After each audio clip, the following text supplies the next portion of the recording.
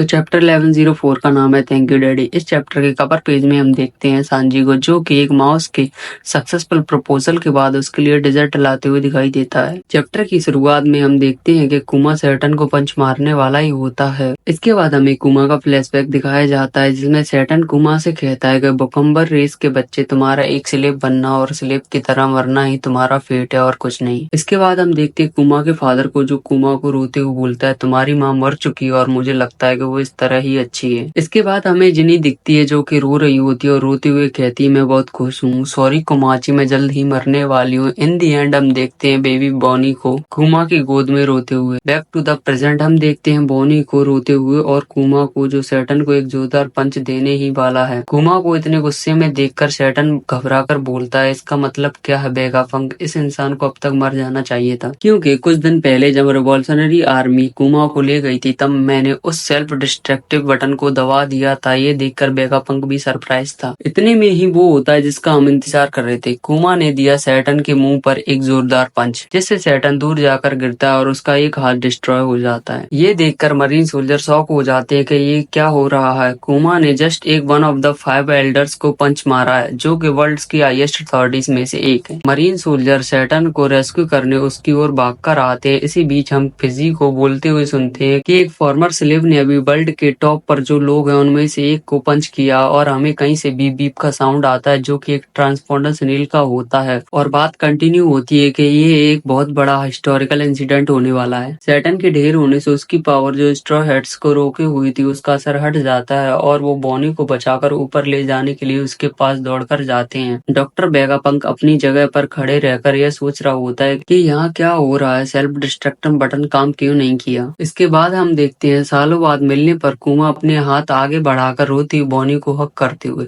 ये सीन बहुत इमोशनल था। वेगापंक सोचता है कि साइंटिफिकली देखा जाए तो ये लॉजिकल है कि तुम अपनी मर्जी के हिसाब से मूव कर सकते हो, और इस आइलैंड पर पहुंच गए तो शायद ये सच है कि बैकम्बर रेस की खासियत उनकी बॉडी में नहीं बल्कि उनके पास्ट में जो वे थे उसमें है। अगले सीन में हम देखते हैं किजारू को, जो कहता है यह सच में खत्म, और मरीन सोल्जर्स बात करते हैं और बोलते हैं स्ट्रो हेड गायब हो चुका है। हम वापस से कुमा और बॉनी को देखते हैं। बॉनी कहती है थैंक यू फादर, फादर मैंने आपकी सारी यादें देखी, मॉम बहुत अच्छी थी, इनसे मुझे बहुत खुशी हुई। और बॉनी बोलती है भले ही सब लोग आपको टायरेंट बुलाते हैं, मैं फिर भी ये नहीं भूलूंगी कि आप सबसे काइंडेस्ट और कूलेस्ट पर्सन है, मोर देन एनीबॉडी एल्स। इसके बाद हम देखते हैं मलबे में से आवाज आती है और सैटर्न फिर उठ खड़ा होता है और वेगापंक से पूछता है कि ये तुम्हारी करामात है। इस पर वेगापंक बोलता है कि इस पर मेरी बस एक एक्सप्लेनेशन है कि ये लव की वजह से है। हम देखते हैं सैटर्न का हाथ अपने आप हील हो रहा होता है और वो बोलता है कि अच्छा तो एरर और ह्यूमन बॉडी की माल फंक्शनिंग से ज्यादा कुछ नहीं, फेयरवेल देन। ये कहकर सैटर्न कुमा पर पीछे से अटैक करने वाला ही होता है। बॉनी कुमा को जल्दी से हटने की बोलती है। ये देखकर सांजी कुमा से बोलता है बॉनी चैन को और दुखी मत करना, और सैटर्न की स्पाइडर लेग जिससे वो कुमा पर अटैक करने वाला होता है उस पर किक कर देता है, और फ्रैंकी उस पर रेडिकल बीम से उसके पीछे अटैक कर देता है। किजारू ये देखकर कहता है तो यह सच है कि तुम सब स्ट्रांग हो गए हो, तो दिखाओ मुझे कितने स्ट्रांग हुए। यह कहकर वो फ्रैंकी पर अटैक कर देता है, जिससे फ्रैंकी दूर जाकर गिरता है। इसके बाद हम देखते हैं कि कुमा अपनी जगह से मूव नहीं कर रहा होता। वेगापंक एटस से कुमा को